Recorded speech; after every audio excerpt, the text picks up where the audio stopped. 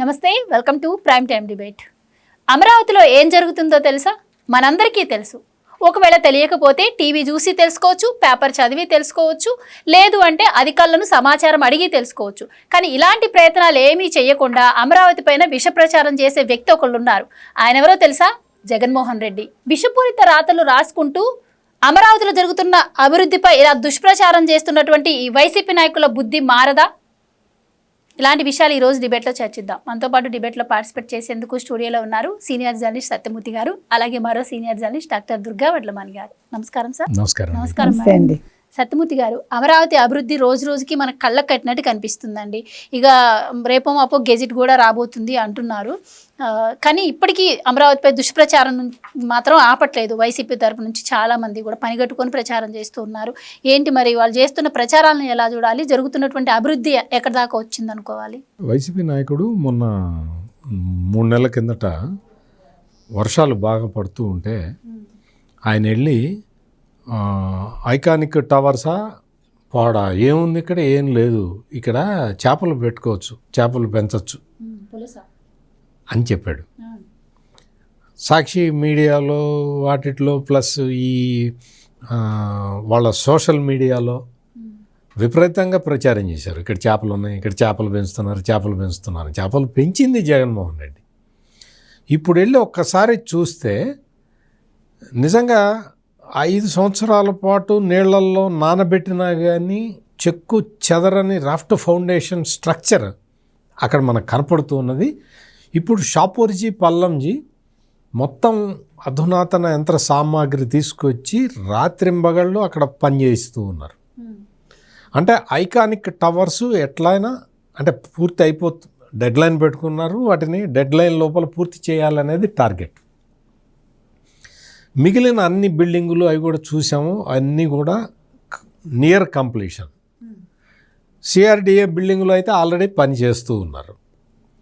ఇప్పుడు కొత్తగా ఈ సీడ్ యాక్సెస్ రోడ్డుని కంప్లీట్ చేయాలి, నేషనల్ హైవే 16కి దాన్ని కలపాలి అనేది. ఇంకొక 6 నెలల్లో సీడ్ యాక్సెస్ రోడ్డుని మంగళగిరి రోడ్డు కలుపుతున్నారు. ఆ తర్వాత NH16కి కలుపుతారు. అంత ఫాస్ట్గా జరుగుతూ ఉన్నది. ఇప్పుడు ప్రస్తుతం ఉన్న కరకట్ట మెయిన్ ప్రాబ్లం అన్నమాట. కరకట్టను కూడా 4 లైన్ రోడ్డుగా మార్చడానికి ఆల్రెడీ చర్యలు మొదలుపెట్టారు. అంటే ముందర రోడ్డు లైన్ కంప్లీట్ అయిపోతే మొత్తం టోటల్ అమరావతి ప్రాజెక్టు మొత్తానికి ఒక రూపం వచ్చేస్తుంది. అందుకని చెప్పి వరల్డ్ క్లాస్ ఇన్ఫ్రాస్ట్రక్చర్ తోటి అక్కడ మొత్తం రోడ్డు లయింగ్ అనేది చాలా ఫాస్ట్గా జరుగుతూ ఉన్నది. ఆల్రెడీ బిల్డింగులు నియర్ కంప్లీషన్ ఉన్న బిల్డింగులు పూర్తి చేసేస్తున్నారు. ఐకానిక్ టవర్సు, ఈ న్యాయస్థానం కాంప్లెక్స్, అవి చాలా ఫాస్ట్గా జరుగుతూ ఉన్నాయి, వర్క్స్ ఫాస్ట్గా జరుగుతూ ఉన్నాయి. ఇవన్నీ నేను చెప్పాను అంటే నేను అక్కడికి వెళ్ళి చూసైనా ఉండాలి, లేదు ఆఫీసర్లు చెప్పింది నమ్మైనా ఉండాలి, అంతే కదా. లేదు కళ్ళకు కట్టినట్టు మీకు కాదు, లేదండి నేను చూస్తే కానీ నమ్మను అంటే నా దగ్గర వీడియోలు కూడా ఉన్నాయి, చాలా వీడియోలు. ఆ వీడియోలు కూడా మీకు పంపిస్తా. మీరు అడగాలి అంతే, ఏం జరుగుతుందండి అమరావతిలో, ఏం జరుగుతుంది అని మీరు అడిగితే నేను చెప్తా. మీరు అడగకుండా మీరే కూర్చొని ఏదో పుస్తకం పెట్టుకొని అమరావతిలో ఏం కావట్లేదు, అమరావతిలో ఏం కావట్లేదు, అమరావతిలో ఏం కావట్లేదు అని రాసుకున్నారు అనుకోండి, దానికి అమరావతి ఎట్లా బాధ్యత వహిస్తుంది, నేను ఎట్లా బాధ్యత వహిస్తాను? అందుకని ఇక్కడ మనం చేయాల్సింది ఏంటి అంటే, ఇప్పుడు మీరంటే మీరు అక్కడ దాకా పోలేకపోవచ్చు. సాక్షి మీడియాకి మొత్తం రిపోర్టర్లే కదా, అంటే వైసీపీ కార్యకర్తలందరూ వాళ్ళ రిపోర్టర్లే కదా, వాళ్ళ రిపోర్టర్లందరూ వైసీపీ కార్యకర్తలే కదా, అక్కడ పనిచేసే ఎడిటర్ దగ్గర నుంచి అందరూ వైసీపీ కార్యకర్తలే కదా. మరి వాళ్ళకేం మాయరోగం? వెళ్ళి అమరావతిలో చూసి రావచ్చు కదా, అక్కడ ఎట్లా స్ట్రక్చర్లు ఎట్లా ఉన్నాయి. పోనీ పొద్దున పూట ఎండ ఉందండి, మేము పోలేము, చెమట పడుతుంది, మేము ఏసీలో కూర్చొని పనిచేసేవాళ్ళం అనుకుంటే సాయంత్రం 6 తర్వాత చల్లబడి తర్వాత పోయారండి. నైట్ అంతా పనులు జరుగుతున్నాయి అక్కడ. రాత్రిపూట కూడా పనులు జరుగుతున్నాయి. మీకు ఐకానిక్ టవర్స్లో షాపూర్జీ పల్లంజీ వాళ్ళు తీసుకొచ్చి రాత్రి లేదు, పగలో లేదు, 24 hours కన్స్ట్రక్షన్ లేబర్ అక్కడ పనిచేస్తూనే ఉన్నారు ఫ్లడ్ లైట్లు పెట్టుకొని. అయినా సరే లేదు మేము నమ్మం అంటే మీకు మీ మీ మీ చిత్త చాంచల్యానికి తగ్గట్టే మీరు అంతకు ముందర కూడా ప్రవర్తించి అమరావతిని సర్వనాశనం చేసి కూర్చోబెట్టారు. ఈ రోజున మీరు మొలపించిన తుమ్మ చెట్లన్నీ నరికి మిమ్మల్ని కూడా అదే పని చేశారు. అది వేరే విషయం. మిమ్మల్ని 11 సీట్లకి తీసుకొచ్చి ఇప్పుడు అమరావతి ఉజ్వలంగా ప్రకాశిస్తూ ఉన్నది.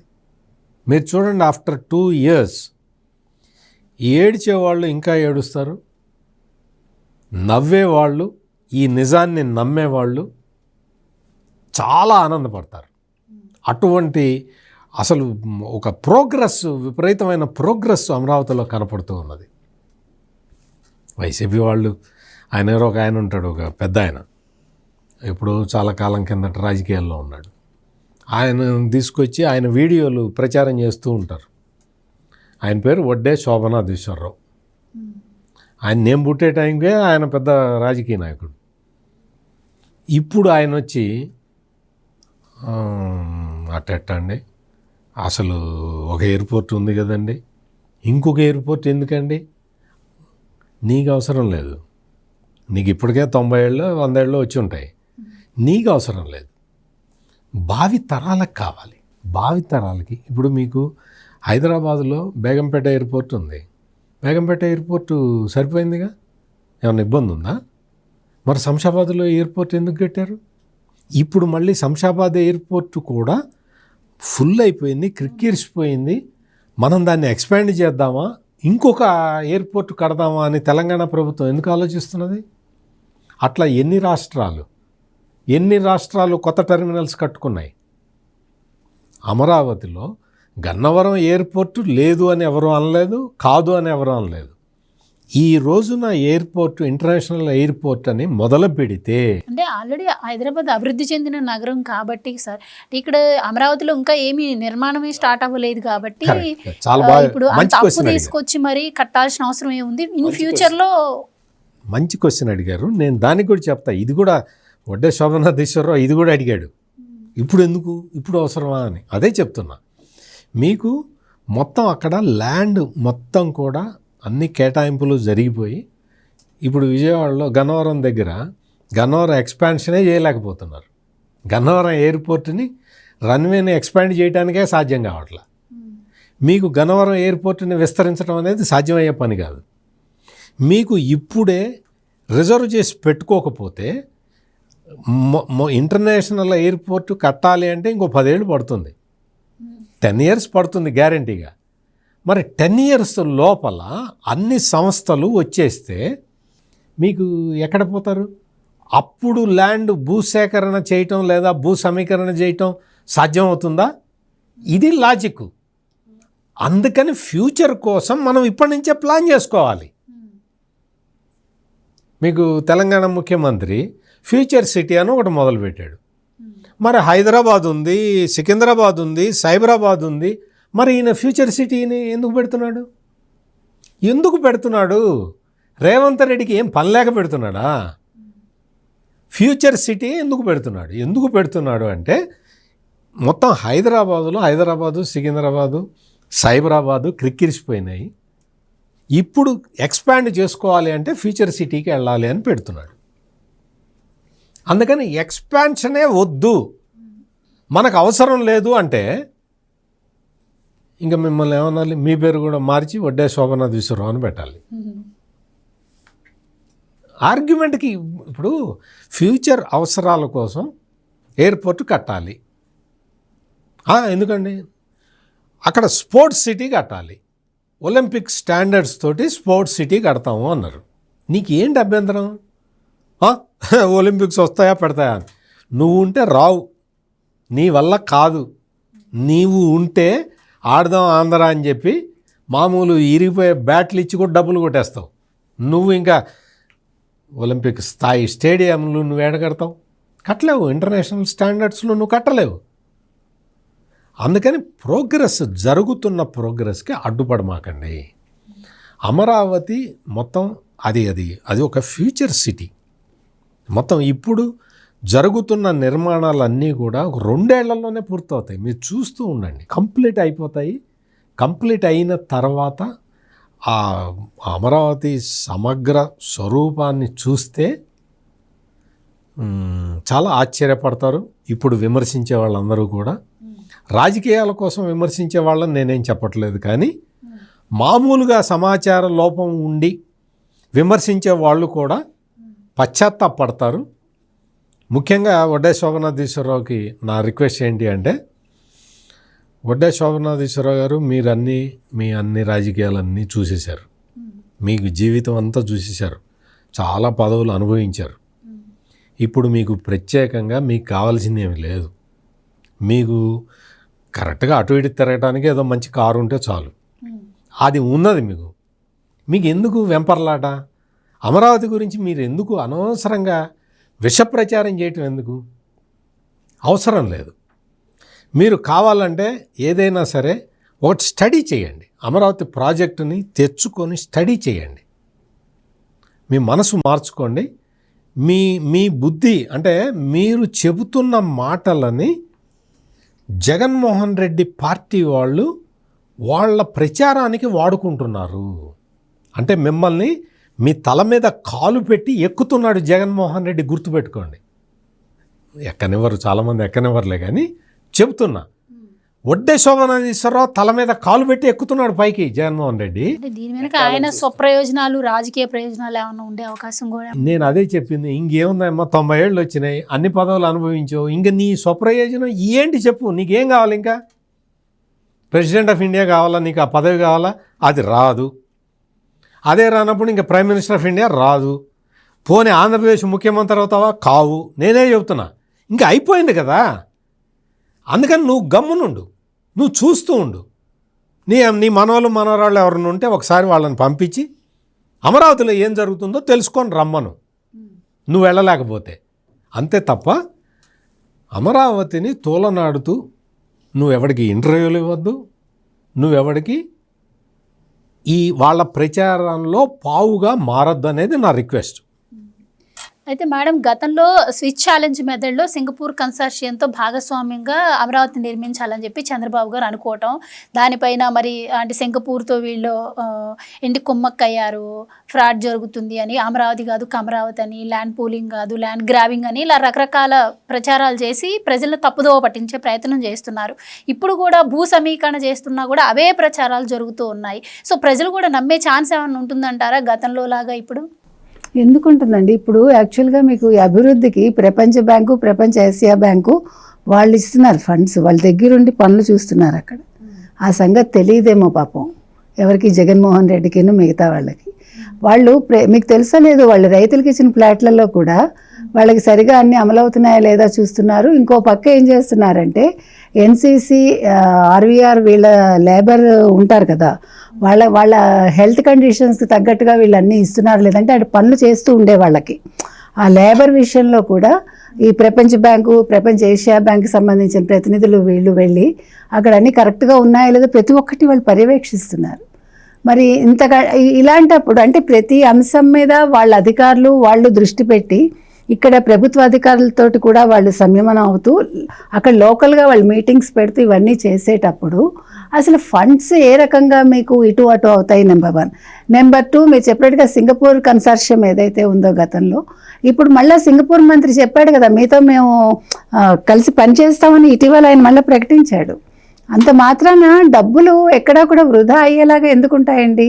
ఇప్పుడు ఒకవేళ నిజంగా మీరు అన్నట్టుగా సింగపూర్ కన్సార్షియంలో తప్పిదాలు జరిగాయని అనుకుందాం, గతంలో జరిగితే మరి 2019-24 మధ్య జగన్మోహన్ రెడ్డి ప్రూవ్ చేయకపోయాడా?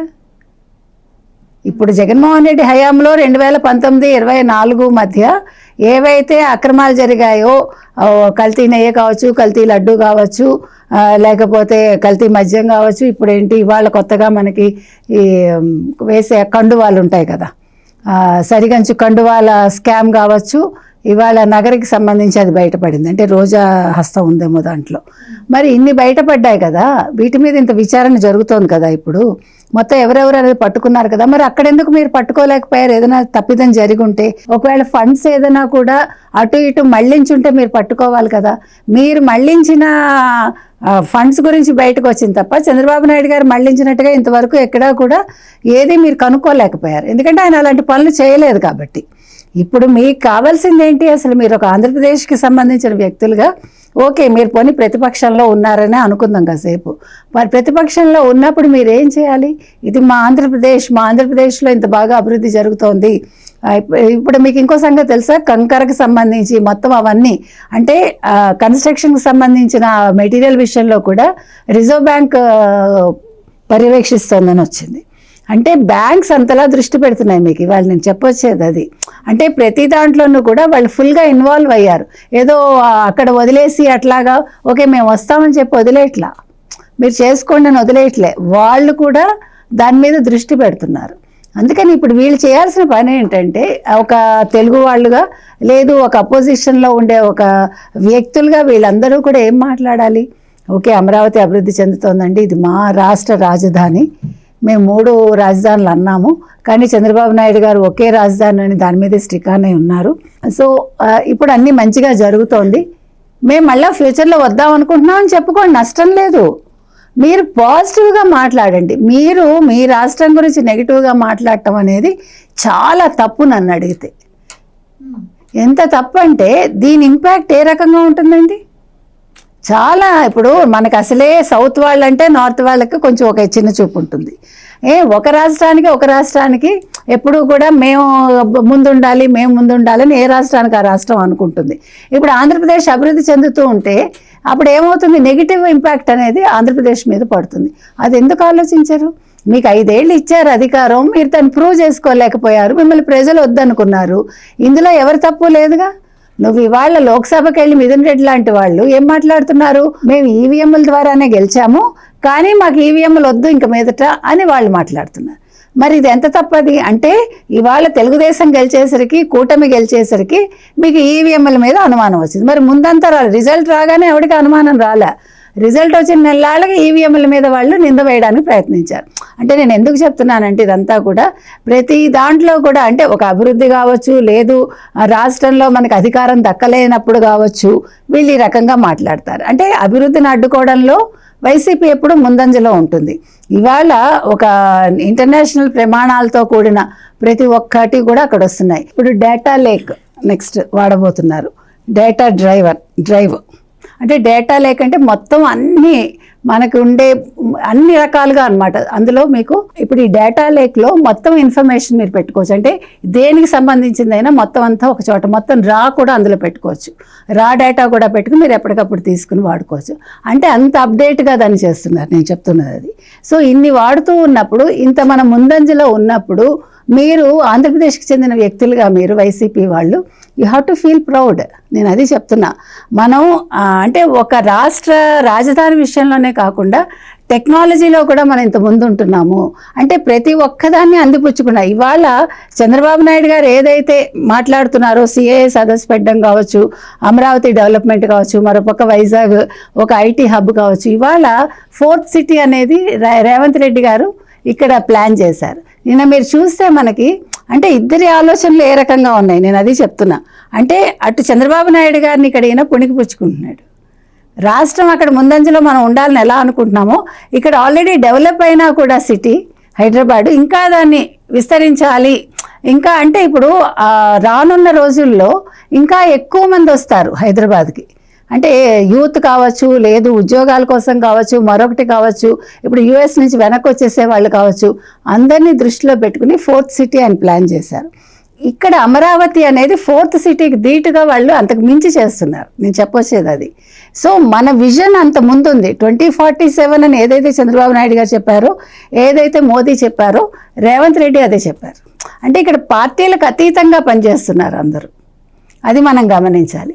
ఇది పని చేసినప్పుడు మనం వీళ్ళందరికంటే కూడా ఇంకా కొంచెం అడ్వాన్స్డ్గా ఉన్నాము అనేది మనం సంతోషించాలి తెలుగు వాళ్ళుగా. ఆంధ్రప్రదేశ్లో మనకు ఒక చంద్రబాబు నాయుడు దొరికారంటే, అతను ఒక మంచి కమెంట్ పెట్టాడండి మన డిబేట్స్కి. ఏమన్నాడు తెలుసా? నేను అసలు తెలుగుదేశం ఫ్యాన్ కాదు, నాకు తెలుగుదేశం అంటే ఇష్టం లేదు, కానీ చంద్రబాబు నాయుడు గారు చేస్తున్నది చూశాక, చంద్రబాబు నాయుడు గారిని ఎంతమందితో పోల్చాడంటే ఒక 15-20 మంది వ్యక్తులతో, ఆల్ బిగ్ పీపుల్తో పోల్చి, ఇలాంటి చంద్రబాబు నాయుడు గారు ఉన్న ఆంధ్రప్రదేశ్లో మీరందరూ ఉన్నారని గర్వించాలి మీరు, నేను కూడా ఒక తెలుగువాడిగా గర్విస్తున్నాను అన్నాడు. అది నేను అనేది, మనకొక ఏమంటారు, ఒక నిధిలాగా మనకి చంద్రబాబు నాయుడు గారు దొరికినప్పుడు మనం ఎందుకు అప్రిషియేట్ చెయ్యము?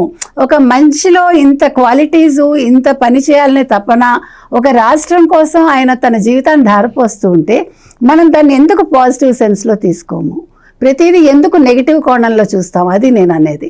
అది మానేయాలి. ప్రతిదాన్ని మనం ఇది బాగలేదు, అది బాగలేదు అని చెప్పటం కాకుండా, ఇది బాగుంది కానీ ఇంతకంటే ఇంకొంచెం బాగా చేయొచ్చు అని మీరు సలహాలు ఇవ్వండి. అది మనం మొదటి నుంచి అదే చెప్తున్నాం. మనం దిగజార్చుకుంటూ దానివల్ల ఎవరి పరువు పోతుంది? వైసీపీ పరువు పోతుంది. ఇక్కడ ఆంధ్రప్రదేశ్ ప్రజలకు వచ్చే నష్టము ఉండదు, చంద్రబాబు నాయుడు గారికి అంతకంటా ఉండదు. కానీ దీనివల్ల ఫ్యూచర్లో మళ్ళా మేము రాజకీయాల్లో ఉంటాము, మేము మళ్ళా నెక్స్ట్ గెలుస్తాము అనుకునే వైసీపీకి ఇది అన్ని రకాలుగా కూడా మైనస్ అవుతుంది. రైట్. ఈరోజు కూడా నారాయణ గారు రాజధాని పరిసర ప్రాంతాల్లో ఆయన తిరగడం కావచ్చు, అక్కడ ప్రధానంగా రైతులు కూడా ఈ రోడ్లు డ్రైన్ల సమస్య ఉంది, అది క్లియర్ చేయమని చెప్తే రైతులకు ఎలాంటి సమస్యలు ఉన్నా మేము క్లియర్ చేస్తూ ఉంటున్నారు. సో రైతులు కూడా భూములు ఇవ్వడానికి ఇంట్రెస్ట్ చూపిస్తున్నట్టే తెలుస్తోంది సార్. అయినా కూడా ఇప్పటికీ దుష్ప్రచారం ఆగట్లేదు. అంటే ఇప్పటికీ ఇంకా ఈ సమస్యలన్నీ క్లియర్ చేయాలన్నా కూడా 900 కోట్లు ఈజీగా పడతాయని చెప్పి ఆయన చెప్పడం కూడా జరిగింది. ఏంటి మరి రైతులు భూములు ఇవ్వట్లేదు అంటాం కావచ్చు, అవసరానికి మించి అంటే తలకు మించి ఆ రాజధాని కోసం అప్పులు చేస్తుంది, అవసరమా అంటాం కావచ్చు. ఈ కమెంట్స్ పైన మీ అభిప్రాయం ఏంటి? ఫస్ట్ ఏంటి అంటే, జగన్మోహన్ రెడ్డి మొన్న ఎప్పుడో ప్రెస్ కాన్ఫరెన్స్ పెట్టాడు, ప్రెస్ కాన్ఫరెన్స్ లాంటిది ఒకటి పెట్టాడు. 52,000 ఎకరాలు ఇప్పటికే తీసుకున్నారు, ఇంకొక 52,000 ఎకరాలు తీసుకుంటున్నారు అని చెప్పాడు. శుద్ధ అబద్ధం, పచ్చి తప్పు అది. ఇప్పుడు కొత్తగా 2వ విడత ల్యాండ్ పూలింగ్లో తీసుకుంటుంది 16,662 ఎకరాలు, అంతే తీసుకుంటున్నారు. ఇది కూడా ఎందుకు తీసుకుంటున్నారు? ఇంటర్నేషనల్ స్పోర్ట్స్ సిటీ కోసం, అమరావతి రైల్వే స్టేషన్ దానికోసం తీసుకుంటున్నారు. నీకు రైల్వే స్టేషన్ కట్టడానికి ఇంత ల్యాండ్ అవసరమా? నీకు ఎయిర్పోర్ట్ కట్టడానికి ఇంత ల్యాండ్ అవసరమా? నీకు స్పోర్ట్స్ సిటీ ఎందుకు? నేను ఆడను కదా, నాకు 90 ఏళ్ళు కదా. నువ్వు ఆడవు, నీ మనవడు ఆడతాడు, నీ మనవడు ఆడుకుంటాడు. అందుకని నువ్వు ఒప్పుకోవాలి. క్రికెట్ ఎందుకంటే క్రికెట్ గ్రౌండ్ ఎందుకు కడతారండి? నేనేమన్నా క్రికెట్ ఆడతానా పెడతానా అన్నాడు అనుకో ఎవడన్నా 90 ఏళ్ళ వాడు. నేను అన్నా అట్లా, నేను ఆడతా, క్రికెట్ ఆడమంటే ఆడతా. ఎవడన్నా అన్నాడు అనుకో, నువ్వు ఆడవయా, నీ మనవడి కోసం కడుతున్నారు అని చెప్పాలి. ఇక్కడ అమరావతిలో 2వ విడత భూ సమీకరణకు సంబంధించి ప్రభుత్వం ముందరే నిర్ణయం తీసుకున్నా కానీ తొలి విడత భూములు ఇచ్చిన రైతుల సమస్యలు తీర్చకుండా 2వ విడత భూ సమీకరణ చేయవద్దు అని ఒక సూత్రానికి కట్టుబడి ఏం చేశారు అంటే, ముందర ఆల్రెడీ ల్యాండ్ పూలింగ్లో భూమి ఇచ్చిన రైతుల సమస్యలు తీర్చటం వార్ ఫుటింగ్లో చేశారు. చేసిన తర్వాత అదే మీటింగ్లో నేను 2వ విడత భూ సమీకరణకు వెళ్ళొచ్చా అని అడిగితే రైతులు ఒప్పుకున్న తర్వాత ప్రొసీజర్ మొదలుపెట్టారు. మొత్తం వ్యవహారం డెమోక్రటిక్గా నడుస్తున్నప్పుడు మనం అడ్డుపడి, మనం తప్పుడు విషయాలను ప్రజలకి చెప్పి ప్రజల్ని రెచ్చగొట్టడం వల్ల ఏం జరుగుతుంది? ఈ జరుగుతున్న అభివృద్ధి యజ్ఞానికి నువ్వు అడ్డుపడుతున్నట్టు అవుతుంది.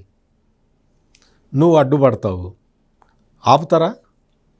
ఆపరు, నిన్ను తొక్కుకుంటూ పోతారు. జరిగింది అదే కదా.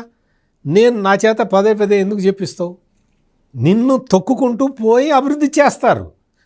జరుగుతున్నది అది. మీరు అన్నదాన్ని బట్టి ఆయన 52,000 ఎకరాలు అన్నారంటే అలా ఎక్కడి నుంచి ఇన్ఫర్మేషన్ తీసుకుంటే ఏదో వేగ్గా మాట్లాడినట్టే ఉంది సార్. అది 52,000 ఎకరాలు అని చెప్పి ప్రభుత్వమే చెప్పనప్పుడు మరి జగన్మోహన్ రెడ్డి గారు ఎలా చెప్పగలిగారు? ఇప్పుడు నేను ఏదన్నా తప్పుడు సమాచారం చెప్పాను అనుకోమ్మా, ఏమంటారు? ఏమయ్యా, ఇన్ని 40 సంవత్సరాలు జర్నలిస్ట్గా పనిచేసావు, సరైన సమాచారం ఇవ్వద్దా ప్రజలకి అంటారా అనరా?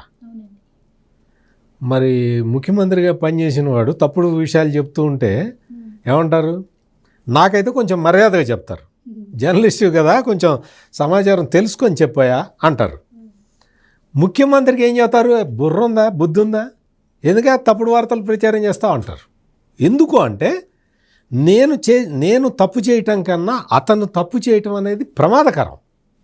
నేను తప్పు చేస్తే సరిదిద్దుకుంటా, నాకేం ఈగో ప్రాబ్లం ఏం లేదు. బట్ ఈగో ప్రాబ్లం ఎక్కువ ఉన్న జగన్మోహన్ రెడ్డి తప్పులు చేసి ఆ తప్పుల్ని సమర్థించుకుంటూ తను తప్పులు చేయటం, తను చేసిన నేరాలని తాను సమర్థించుకోవటమే కాదు, సమాజంలో ఎవడు నేరం చేస్తే వాడి దగ్గరికి వెళ్ళిపోతున్నాడు. ఇది పెద్ద బ్యాడ్ ట్రెండ్. మీరు అందరూ రాష్ట్ర ప్రజలందరూ గమనించాల్సింది. ఎవడు నేరం చేసినా ఆ నేరస్తుడి దగ్గరికి వెళ్ళిపోతున్నాడు. వెళ్ళిపోయి తమ్ముడు నేరం చేసావు కదా, అందుకే నచ్చావా నువ్వు నువ్వు చాలా బాగా ఇట్టకే జీవితంలో అభివృద్ధి చెందాలి, ఎక్కువ నేరాలు చేయాలి, నా లెక్క తయారు కావాలి అని చెప్తున్నాడు. ఇది ప్రమాదకరమైన ట్రెండ్. సొసైటీ దీన్ని అసలు అలౌ చేయకూడదు. అందుకని ఈ మొత్తం టోటల్ వ్యవహారంలో జగన్మోహన్ రెడ్డి చేస్తున్న విష ప్రచారాన్ని అంతకు ముందర నమ్మారు ప్రజలు. రాజశేఖర రెడ్డి కొడుకు కదా, అబద్ధం ఆడ్డు అనుకున్నారు. వచ్చిన తర్వాత తెలిసింది. నేనైతే ముందు నుంచి చెప్తూనే ఉన్నా, వద్దా తండ్రే ఎల్లగొట్టాడా ఈ కొడుకుని, వద్దు నువ్వు వెళ్ళిపో, నువ్వు బెంగళూరులో ఉండి, ఇక్కడ ఆంధ్రప్రదేశ్ అప్పుడు కంబైన్డ్ స్టేట్, నువ్వు కంబైన్డ్ స్టేట్కి నువ్వు రావడానికి వీల్లేదు, నువ్వు బెంగళూరులో ఉండని చెప్పి వాళ్ళ నాన్నే చెప్పాడాయా అని అప్పటి నుంచి చెబుతుంటే ఎవరు నమ్మలా. తర్వాత ఎప్పుడైతే జగన్మోహన్ రెడ్డి చేతికి తాళాలు దొరికినాయో తన ప్రతాపం చూపించటం మొదలుపెట్టాడు. సమాజంలో ఉన్న అన్ని వర్గాల వాళ్ళకి తన ప్రతాపాన్ని రుచి చూపించాడు. ఒంగోలులో ఒక వైశ్యుడిని పెట్టి రూములు పడేసి కొట్టారు కదమ్మా, సుబ్బారావు గుప్తా అనే అతన్ని రూమ్లో పడేసి కొట్టి ఆ వీడియో తీసి చూపించారు కదా అందరికీ. ఇంతకన్నా అరాచకం ఉంటుందా? ఒక్కటి కాదు, రెండు కాదు కదా. అందుకని ఇప్పుడు మళ్ళీ అదే పందాలో వెళ్తున్నాడు జగన్మోహన్ రెడ్డి, అదే పనులు చేస్తున్నాడు. అందుకనే ఇప్పుడు ప్రజలు రియాక్ట్ కావట్లేదు. అందుకనే కారు కూడా భవిష్యత్తులో కూడా కావద్దు. ఒక 30 సంవత్సరాలైనా ప్రజలు ఈ జగన్మోహన్ రెడ్డి వేసే ఈ టక్కు టమార గోకర్ణ విద్యలకి మీరు స్పందించొద్దు అనేదే నా రిక్వెస్ట్. రైట్ మేడం, ఇప్పుడు వైసీపీ వాళ్ళు కావచ్చు, కొంతమంది మేధావులని చెప్పుకునే వాళ్ళు కావచ్చు, ఎన్ని ప్రచారాలు చేసినా కూడా అమరావతి అభివృద్ధిని లేకపోతే అమరావతి నిర్మాణాన్ని ఎవరు ఆపలేరు. సో ఇక్కడ చాలా రాష్ట్రాలకు రాజధానులు ఉన్నాయి, కానీ ఇప్పుడు అమరావతి కొత్తగా నిర్మితం అవుతుంది. అంటే ఫ్యూచర్ని దృష్టిలో పెట్టుకొని ఆ నగరాన్ని నిర్మించాలి. సో అందుకు గాను చంద్రబాబు గారు సింగపూరు పలు దేశాలు నమూనాను తీసుకొని ఇప్పుడు అమరావతిని రెడీ చేస్తున్నారు. అండ్ ఫ్యూచర్లో ఏంటంటే హెరిటేజ్ నగరంగా కూడా దీన్ని అమరావతి నగరంగా చెప్పుకుంటున్నారు కదా సార్. సో ఈరోజు దానికి సంబంధించే నారాయణ గారు కూడా ఒక మాట అన్నారు, అందులో 30% గ్రీన్ అండ్ బ్లూ ఏరియాగా అభివృద్ధి చేస్తాము అని చెప్పి. ఏంటి అసలు ఈ గ్రీన్ అండ్ బ్లూ ఏరియా అంటే? ఫస్ట్ నీరు ముఖ్యం అండి. మనిషి మనుగడకు కావాల్సింది నీరు. నీరు లేకపోతే మనిషి బతకలేడు. తిండి లేకుండా బతకగలడు కానీ నీరు లేకుండా బతకలేడు. సో నీటి సౌకర్యం ఫస్ట్. అసలు అమరావతిని ఎన్నుకోవడమే కారణం అది. అంటే ఆ ప్రాంతంలో ఎందుకు రాజధాని కట్టాలనుకున్నారంటే ఫస్ట్ నీటి వసతులు ఉండాలి. ఎప్పుడైనా కూడా ఏ ప్రాంతమైనా సరే ఒకటి రాజధానిగా తీసుకోవాలి అంటే ముందు చూడాల్సింది నీరు, గాలి, పర్యావరణం ఎలా ఉంది, చెట్లు చేమలకు అనుకూలంగా ఉందా లేదా, ఇక్కడ మొక్కలు పెరుగుతాయా లేదా, అది ముఖ్యం మనకి. అంటే మీరు ఏ విత్తనం వేసినా అక్కడ మొక్క మొలవాలంటే సాయిల్ బాగోవాలి. అన్నీ చూస్తారనమాట. ఏదో ర్యాండమ్గా ఒక ఊరు కట్టేయం. ఇప్పుడు మనం కూడా ఇప్పుడంటే మనకి ఇంతలా పెరిగిందండి, నగరాలు పెరిగాయి, పట్టణాలు పెరిగాయి. ఒకప్పుడు అలా కాదు. గ్రామాల నుంచి వాళ్ళు వచ్చేటప్పుడు అడవులు దాటుకుని వచ్చి వాళ్ళు ఒక చోట వాళ్ళు స్థిర నివాసం ఏర్పరచుకున్నారంటే అక్కడ చూసుకునేవాళ్ళు, అక్కడ వాతావరణం ఎలా ఉంది, ఎవరెవరు మనుషులు, ఈవెన్ మనుషుల్ని గమనించేవాళ్ళు. ఎలాంటి మనుషులు, ఏ రకంగా ఉంటారు, వీళ్ళు స్నేహశీలంగా ఉన్నారా లేదా, లేదు ఇక్కడంతా దొంగతనాలు జరుగుతాయా, ప్రతి ఒక్కటి అబ్జర్వ్ చేసుకునేవాళ్ళు. అలాగా అమరావతిని అసలు చూస్ చేసుకోవటానికి కారణం అదే. మీకు తెలిసి ఎన్నో పేర్లు వినిపించాయి. దొనకొండ వినిపించింది, తుళ్ళూరు వినిపించింది, అక్కడ కడతారట, ఇక్కడ కడతారట. అవన్నీ అయ్యాక సాయిల్ టెస్టింగ్ చేస్తారు ఫస్ట్. అందుకని మీరు చెప్పినట్టుగా కమిటీలు వేస్తారు. మామూలుగా అయితే ఒక రాజధాని కట్టడానికి కమిటీలు వేస్తారు ఫస్ట్. నిపుణుల చేత వాళ్ళ దగ్గర నుంచి సర్వే చేయించి మనకి ఇది పనికొస్తుందా పనికిరాదా, అనుకూలంగా ఉందా లేదా, ప్రజలు బతకడానికి. ఇప్పుడు 2047 అని ఎందుకన్నారు? ఇప్పుడు అమరావతిని ఎందుకు ఆ ఉద్దేశంతో కడుతున్నారు అని ఆలోచిస్తే మనం ఇప్పుడు 2020 విజన్ 2020 అంటే 20 ఇయర్స్ తర్వాత కూడా ఈ ప్రాంతంలో ఎంత జనాభా వచ్చినా, ఎంతమంది వచ్చినా ఉండడానికి సౌకర్యంగా ఉండాలి. అలాగా 2047 నాటికి అందాజా వేస్తారు. ఓకే, ఇంత పెరగచ్చు జనాభా, ఇంత పెరగచ్చు, ఇక్కడ ఇవన్నీ కూడా ఈ వసతులు ఉంటాయి కాబట్టి ఇన్ని పరిశ్రమలు రావచ్చు, లేదు ఇన్ని కాలేజీలు వస్తాయి. దీనివల్ల ఫ్లోటింగ్ ఎంత ఉంటుంది, పాపులేషన్ కావచ్చు, మిగతా అవన్నీ కూడా చూస్తారు. ఇతర దేశాల నుంచి వస్తారా, లేకపోతే ఇతర ప్రాంతాల నుంచి వచ్చి ఇక్కడ నివసిస్తారా అంటే ఒక ఎస్టిమేషన్ వేస్తారు. వేసి దానికి అనుగుణంగా రాజధాని నిర్మాణం జరుగుతుంది. కాబట్టి 30% అనేది మీకు పచ్చదనం అంటే మొక్కలు పెంచుతారు. అందులో వాటరు, మొక్కలు, అవి రెండూ కూడా ముందు మనిషికి ఊపిరి అందిస్తాయి. మనకి పర్యావరణం బాగుంటేనే కదా మంచి స్వచ్ఛమైన గాలి కావాలి, తాగటానికి నీరు కావాలి.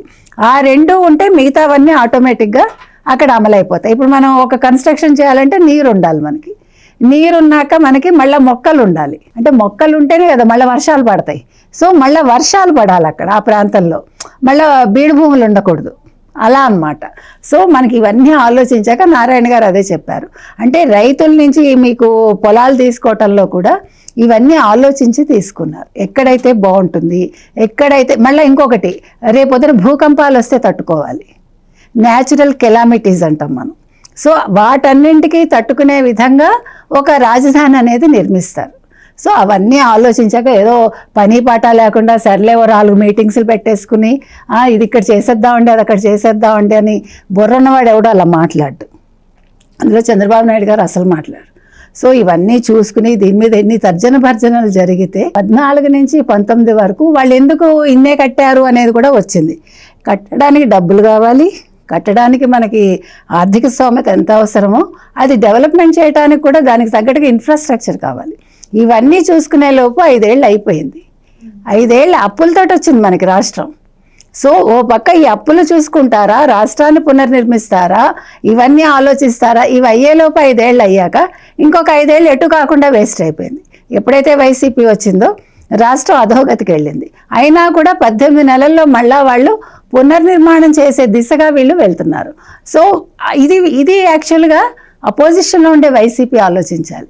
సిగ్గుంటే వాళ్ళకి, వాళ్ళు మనుషులైతే ఎంత బాగా చేస్తున్నారు, మన రాష్ట్రం అని అనుకోవాలి. ఇది ఇక్కడ అధికారంలో ఎవరున్నారు, అధికారంలో ఎవరు లేరు, అధికార కాంక్ష ఇవి కాదు కావాల్సింది. మన ఆంధ్రప్రదేశ్, మన రాజధాని ఇది అభివృద్ధి చెందాలి అని మనస్ఫూర్తిగా కోరుకునే వాళ్ళే ఆ రాష్ట్రంలో ఉంటే బాగుంటుందనేది నా ఉద్దేశం.